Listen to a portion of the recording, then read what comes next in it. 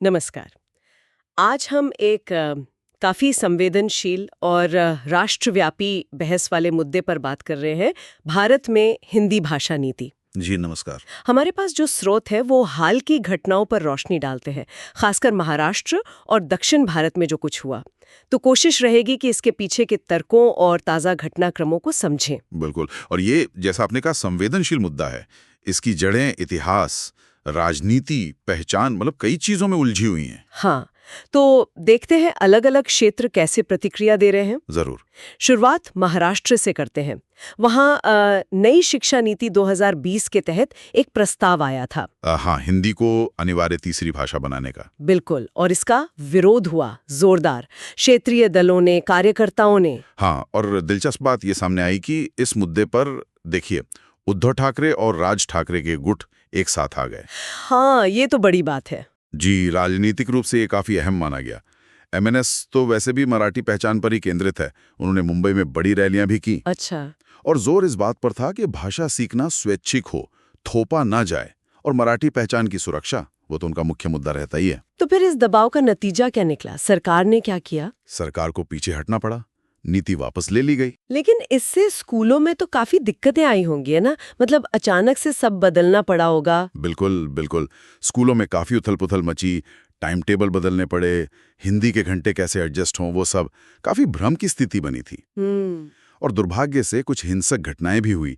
ऐसी खबरें थीं कि एमएनएस कार्यकर्ताओं ने गैर मराठी या हिंदी भाषियों को निशाना बनाया। ओह! हाँ, जिसकी राजनीतिक आलोचना भी हुई, जाहिर है। पर दूसरी तरफ कुछ आवाजें ऐसी भी थीं, जैसे कंगना रनौत या प्रवीण तोगड़िया, जिन्होंने इस तरह की भाषा की राजनीति के खिलाफ बोला। हाँ, राष्ट्रीय एकता की बात की। जी, राष्ट्रीय एकता बनाए रखने की अपील की। तो ये तो महाराष्ट्र की बात हुई। अब जरा दक्षिण भारत की ओर देखें। वहां भी ऐसी ही भावनाएं दिखती हैं, खासकर तमिलनाडु में। हाँ, तमिलनाडु का तो हिंदी थोपने के विरोध का एक लंबा इतिहास रहा है, मतलब 1930 के दशक से। हाँ, वो हिंदी विरोधी आंदोलन। बिल्कुल। और अभी भी जो वर्तमान नेतृत्व है, मुख्यमंत्री स्टालिन, उप मुख्यमंत्री उदयनिधि स्टालिन, जिनकी पार्टी डीएमके का तो ये एक तरह से मुख्य एजेंडा रहा है, जी। उनका तर्क है कि जबरदस्ती हिंदी थोपना सिर्फ तमिल के लिए खतरा नहीं है, बल्कि ये बाकी दक्षिणी भाषाओं और यहाँ तक कि उत्तर की क्षेत्रीय भाषाओं के लिए भी ठीक नहीं है। अच्छा, मतलब ये व्यापक चिंता है। हाँ, और वो ये भी मानते हैं कि एनईपी की त्रिभाषा नीति अपनाने से जुड़े जो वित्तीय प्रोत्साहन है, वो भी एक तरह का दबाव भी है। और ये विरोध सिर्फ तमिलनाडु तक ही सीमित नहीं है ना? कर्नाटक वगैरह से भी खबरें थी। सही कहा। कर्नाटक में भी, खासकर बेंगलुरु में, छात्रों ने बड़े पैमाने पर याचिकाएं दायर की। एक स्रोत में तो 25,000 से ज्यादा हस्ताक्षरों का जिक्र था। 25,000? हाँ, और विरोध प्रदर्शन भी हुए। छात्रों का मुख्य कहना था कि हिंदी एक अनावश्यक बोझ है उनके ऊपर, मतलब शैक्षणिक बोझ। और परीक्षाओं पर भी असर पड़ा था शायद। जी हाँ, इन विरोधों के चलते बोर्ड परीक्षाओं में देरी की भी खबरें थी। तो ये दिखाता है कि जमीनी स्तर पर यह मुद्दा कितना गहरा है। तो अगर हम इस पूरी बहस को देखें तो दो मुख्य विचार क्या हैं?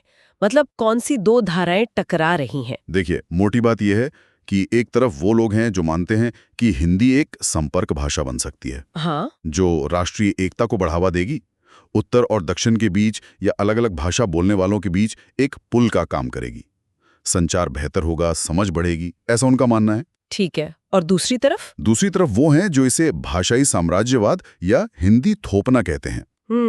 उन्हें डर है कि इससे जो स्थानीय भाषाएं हैं, जो क्षेत्रीय पहचान है, संस्कृतियां हैं, वो कमजोर होंगी, वो हाशिए पर चली जाएंगी। और ये चिंता कौन जाहिर कर रहा है? ये चिंता तमिलनाडु के नेता तो कर ही रहे हैं, जैसा हमने देखा, दक्षिण के और भी नेता, और पूरे भारत में कई कार्यकर्ता भी।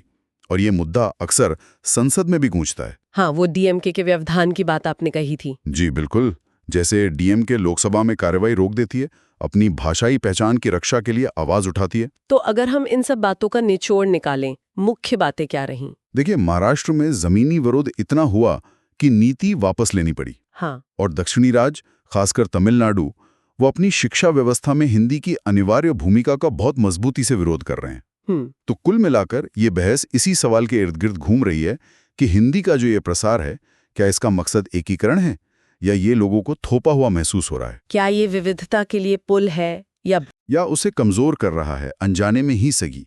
ये दो अलग अलग नजरियों का टकराव है और दोनों ही पक्ष अपनी दलीलों में राष्ट्रीय हित का हवाला देते हैं। और जाते जाते हमारे श्रोताओं के लिए एक सोचने वाली बात छोड़ जाते हैं। जी।